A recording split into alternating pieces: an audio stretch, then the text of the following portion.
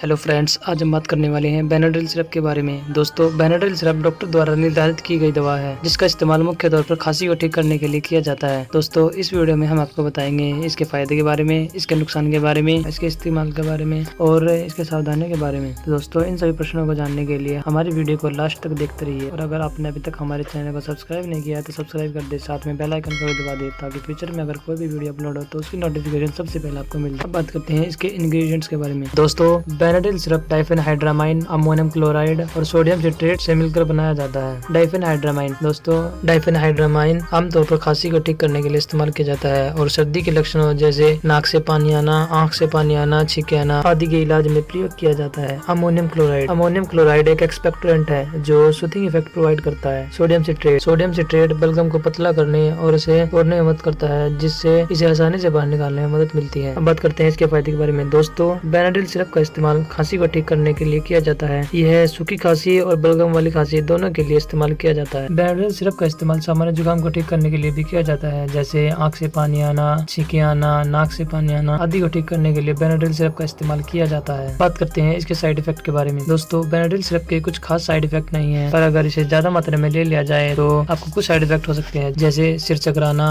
पेट में दर्द, एलर्जी इत्यादि हो सकती है। अब बात करते हैं इसके इस्तेमाल के बारे में। दोस्तों, डॉक्टर की सलाह के अनुसार बेनाड्रिल सिरप का इस्तेमाल करना चाहिए ताकि आपको किसी प्रकार की हानि ना हो। अब बात करते हैं इसकी सावधानियों के बारे में। दोस्तों, प्रेगनेंसी के दौरान बेनाड्रिल सिरप का इस्तेमाल नहीं करना चाहिए। शराब के साथ भी इसका इस्तेमाल नहीं करना चाहिए। अगर आपको लीवर या किडनी डिजीज है तो भी इसका इस्तेमाल नहीं करना चाहिए। बेनाड्रिल सिरप पीने के बाद ड्राइविंग नहीं करनी चाहिए क्योंकि इसे पीने के बाद आपको नींद या चक्कर आने जैसे लक्षण हो सकते हैं।